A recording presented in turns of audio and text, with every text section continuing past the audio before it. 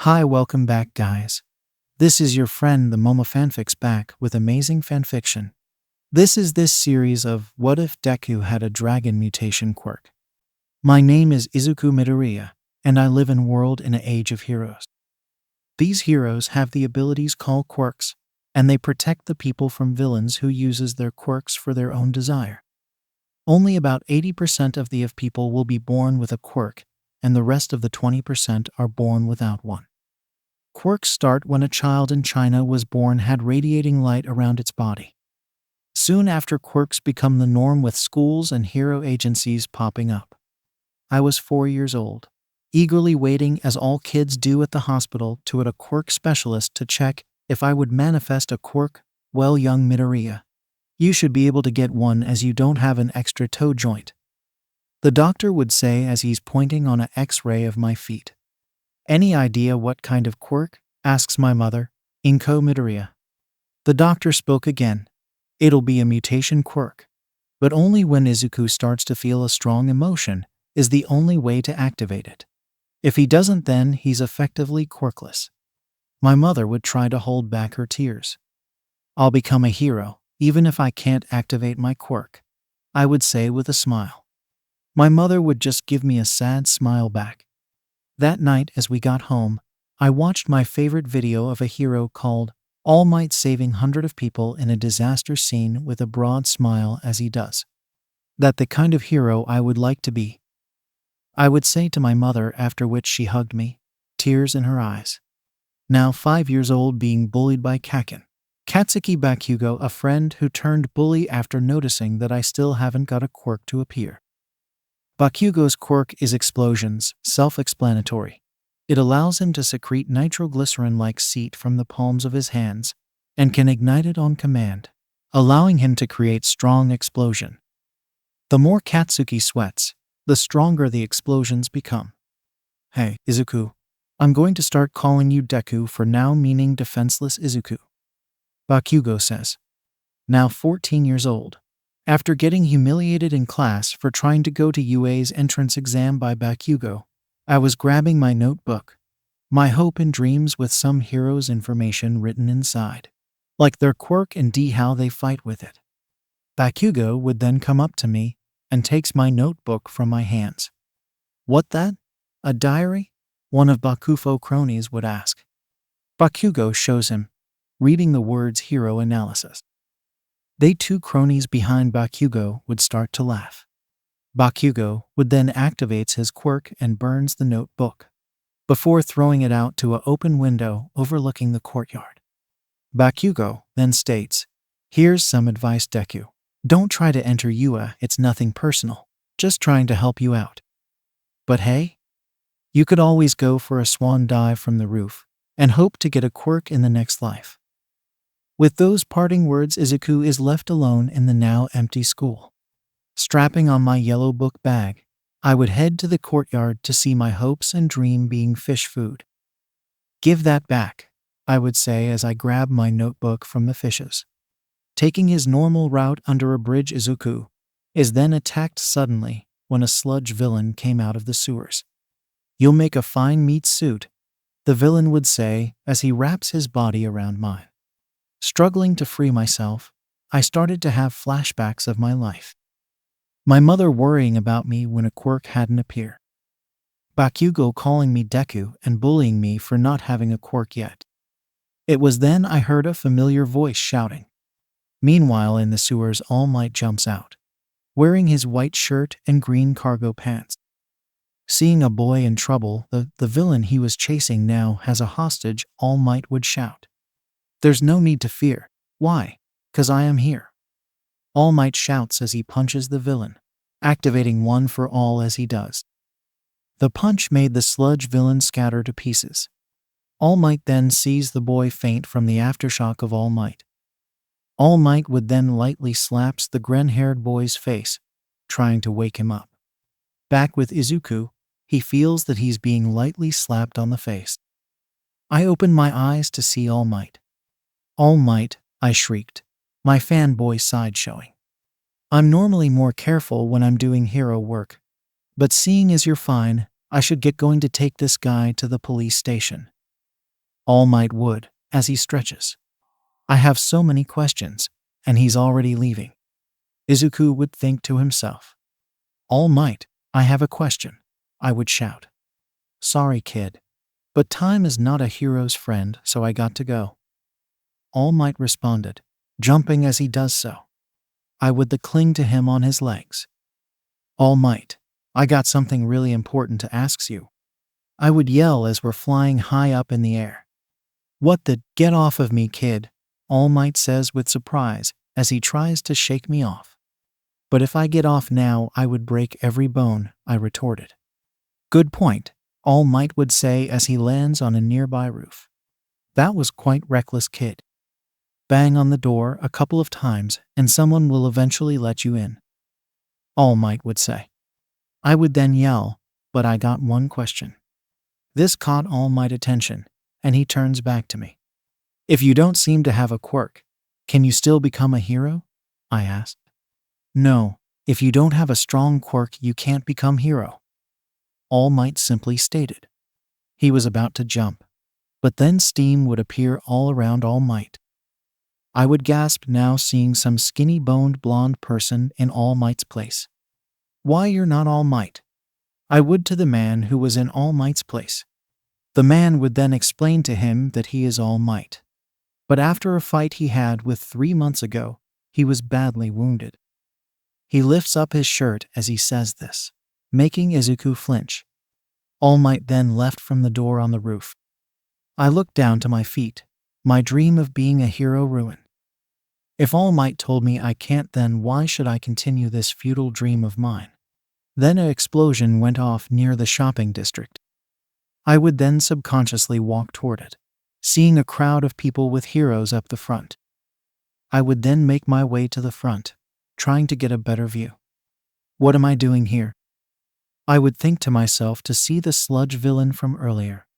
I would hear people talking about the scene before them, how the heroes aren't doing anything when the sludge villain has a hostage. Boom! Another explosion can be heard. I looked towards the sludge villain to see a familiar face with blonde hair. It was at that moment I start to feel lighter, faster as my clothes would drape down. Bakugo was seeing me as his eyes widens. Unknown to me, however, was because of my transformation. Quickly thinking, losing my bag and clothes, I noticed I felt faster, stronger, and so I would kick at the sludge's eye, making him loose his grip, which I would then grab at Bakugo's arm. Just now noticing I see my arm is now a tan-colored where it was originally white.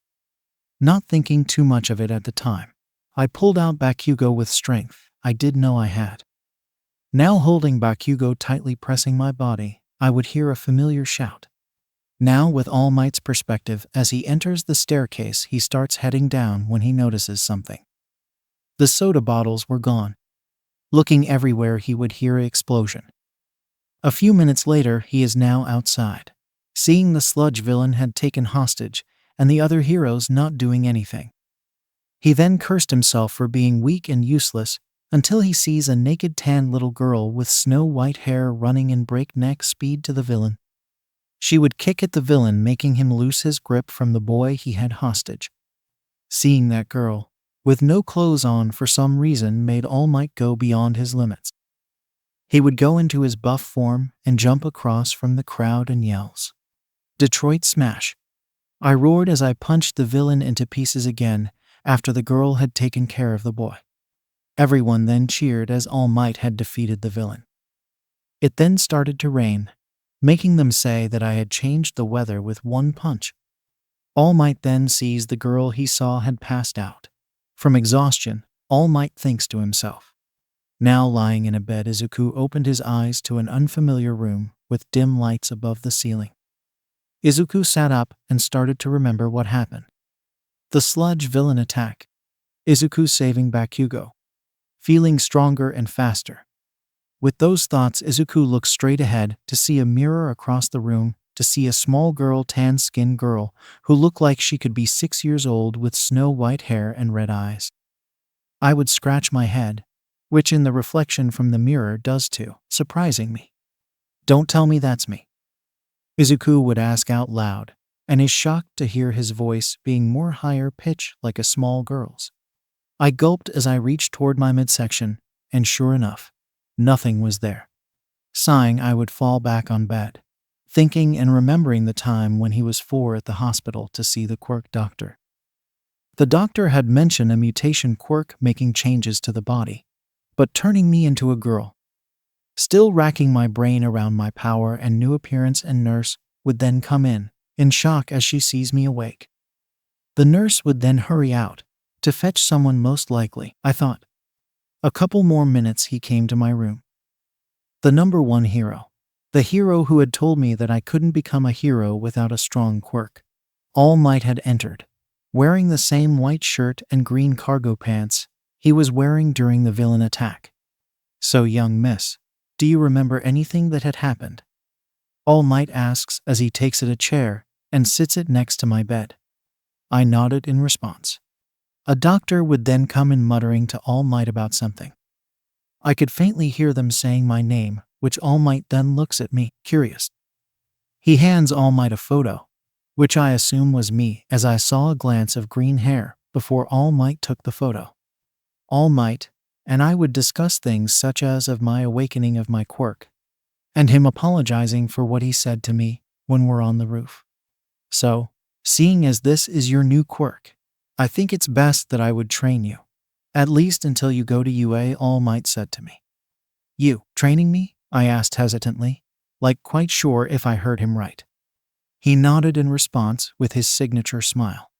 It was then that I would seem to grow, would be the only way to describe, as my legs were getting taller and arms longer, surprising me and All Might.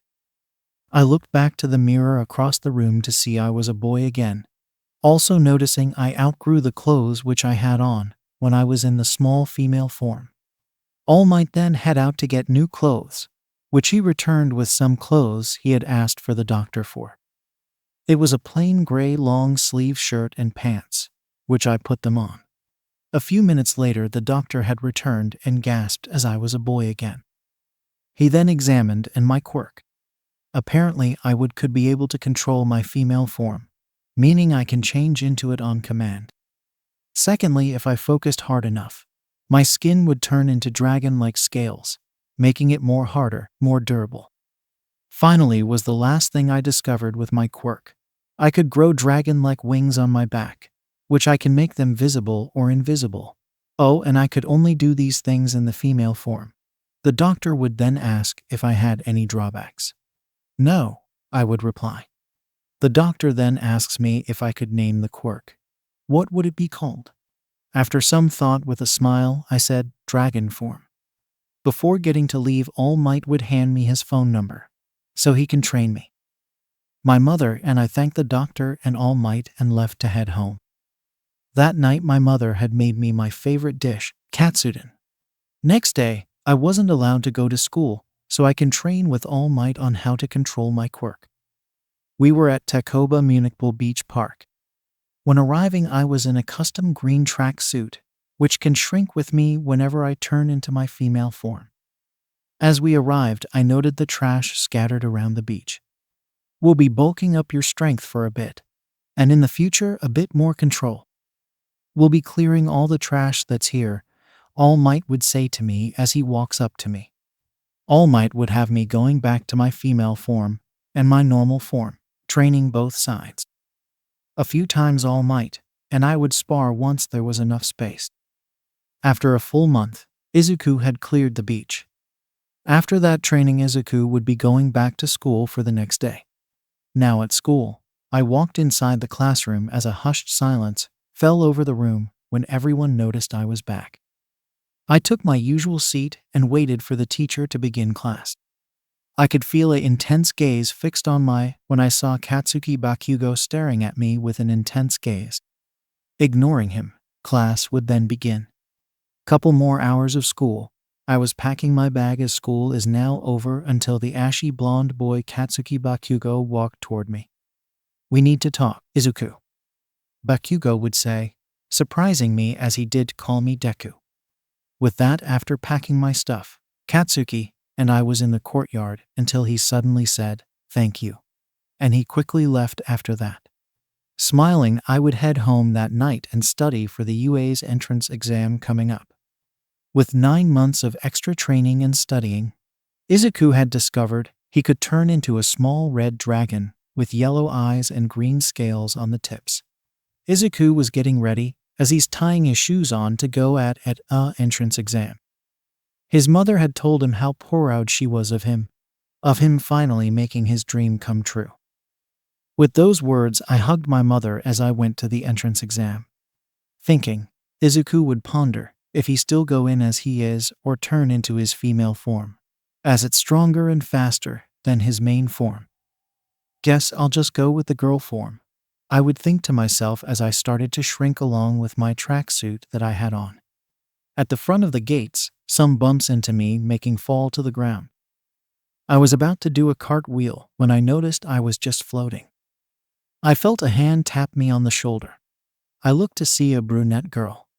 "Sorry for using my quirk on you, but it's bad luck falling on an important day like this," she would say as she's helping up, noting my young appearance. I thanked her and bowed as I did so. We both then head inside. I would then sit next to a seat close to Katsuki Bakugo, as I noticed he was there. He growled at me in annoyance, but I ignored him, waiting for Present Mike to begin. "All right, listeners, are you all ready to learn about the practical exam?" roars Present Mike, holding his hand around his ear as he does, expecting a response, but only silence answered him. "Keeping mellow, huh? That's cool," Present Mike would say as no one answered him back. Present Mike would then begin to tell of us the practical exam. "All right, everyone. The exam is simple. Defeat each 3 of robots, which each will have their own point value. That's how we'll score you with hero points." A blue-haired boy would stand up, asking Present Mike if he could say something. Present Mike lets him as he does. A light would shine on the blue-haired boy for everyone to see. "You said there were 3 targets, but on this," the blue says, holding a sheet of paper, "has a 4th robot. If this a mistake on the UA, the top hero school, then it is shameful. We expect the best from the best," states the blue-haired boy. Yes. Thanks for pointing that out. However, that 4th robot is only a 0-pointer. So think of it as a hurdle to avoid as you try to focus on the other targets," responds Present Mike. The blue-haired boy would bow and thank Present Mike and sat back down. Now outside of a gate for our practical exam, a fake city, I see the girl who had helped me when I was about to fall and noticed she looked nervous. I was about to make my way toward her until blue-hair boy with glasses stepped in front of me. "She looks like she's trying to focus. What are you going to do? Distract her?" the blue-hair boy would question. I was about to answer when suddenly Present Mike roared, "There's no countdowns in a real fight." With that, I was the first one out as I jumped over boy with glasses. I could 5 3-pointers, and I would strike them all swiftly with brutal strength as I do. 15 points so far, I would think. Collecting as many points as swiftly as I can, I would strike at any robots that would get in my way or help out any students who would need help. Meanwhile, in a room filled with monitors on a wall was overlooking each practical exam area. Not a bad turnout, at least for a few people, a man with red-strained eyes would say as he looks on a monitor with a tan girl with snow-white hair on it. "Indeed," says a bear or mouse, following the other staff's member eye. "What her name?" the strain-eyed man asked. The bear or mouse would open a file, then sees a boy with green, unkempt hair having the Quirk dragon form. "Izuku Midoriya, who is actually a boy," responds bear or mouse. That caught people's attention. After all, most mutation quirks doesn't change a person's gender. A certain hero, who was also there, smiled as he looks everyone looking at Izuku. "I'll have him in my class. He seems like trouble," states the strain-eyed man. Bear or mouses nodded along with everyone else. With a mad grin, looking a bit scar, the bear or mouse would push a button. "Time for a show," bear or mouse said. Back with Izuku, who, panting to get a breath, had managed to get 50 hero points so far. Izuku would then notice people started running until he felt the ground was shaking. He looked the opposite the people were running towards and sees a giant robot, the 0-pointer, looming over a building. He was about to run as he would hear a scream back near the robot. Following the sounds, he sees the brunette girl, trapped on some fallen rubble from a building, as the 0-pointer robot was about to step on her. I didn't hesitate as I turned into my red dragon form. For more strength and speed, I would swan dive straight at the robot. With tremendous strength and amazing speed, I would bite the robot's head off. As my dragon form, since it was bigger when I first transformed into. Meanwhile, Tenya Ida, blue hair boy with glasses and a quirk called Engine that has a car-like engine on each of his calves, gives him incredible running speed and extreme kicking power. He would look at the girl. He sees the girl he had stopped before the practical exam. He saw she was about to run as well until a scream towards the direction of the 0-pointer could be heard. I stopped as the little tan girl with snow-white hair turned into a red dragon, about the size of a bus heading straight toward the 0-pointer. Biting its head off as he does, the dragon would revert back to her humanoid form as she landed next to a brunette girl who was stuck under some rubble. Wait, the heroes are watching this.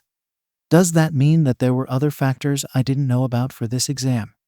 Ida asked out loud as he sees the tan girl helping the brunette girl.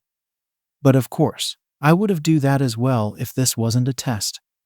Ida would to think to himself as a bell would ring, being followed by a loud voice of present Mike. That's all, folks. Thank you for your time.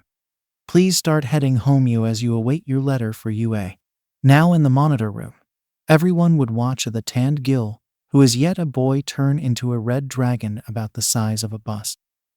They see it fling itself straight toward the 0-pointer as an alarm would go off. What's going on? Bear or Mouse asks two people monitoring the security system for the robots. Some rubble of a building fell on a girl. The robot is still detecting her as a threat, says a extra. It was then that they see on a monitor that the dragon was biting the robot's head off, making it fall the opposite side where the girl was stuck. They then see the dragon turn into a humanoid female form and help the girl out of the rubble and carried her off to Recovery Girl. Now at a dim-lit bar, a voice would say through a screen, "We need to find a person named Izuku Midoriya. He would make a great asset if he were to join us." "Yes, master," a person with light blue hair and red eyes would say. A photo of the boy in question appeared on the screen, one of his main boy form and the other of his tan female with snow-white hair and red eyes who looks like a 6-year-old child. Meanwhile, Izuku is waiting for his acceptance letter at UA. Even though he hadn't had his quirk long, he was quite confident he got in. He was in his female form, as it's more comfortable to lay in his bed in. His mother would then enter his room exclaiming, "It's here, it's here." In his mother's hands was a letter from UA. His mother handed him the letter, and she exits his room. With glee, Izuku would open the letter until a disc-like device fell out. "Booyah! I am here as a projectile." All Might would boom as he would suddenly appear on a holographic screen. He was wearing a golden striped suit with a blue tie. "All Might, this a letter from UA, isn't?" I would shout, question the reality. "I know it's been a while, but with great power comes with great amount of paperwork." All Might would then cough after stating. He would bow, after coughing, and apologized. "You might be wondering why you're seeing me like this. Well, the truth is I didn't come here just to fight villains. You're looking at UA's newest faculty member." All Might continued. "You're seriously going to UA?" asked Izuku out loud. All Might would then stop talking as another as is talking to someone. All Might continued his speech. "He then told me that I ended up with 50 hero points. But he then told me that wasn't all they were looking for and mentioned rescue points, which I had 80. After helping some people midway in the practical exam, and from helping that brunette girl." All Might would then welcome Izuku into and the video ended there.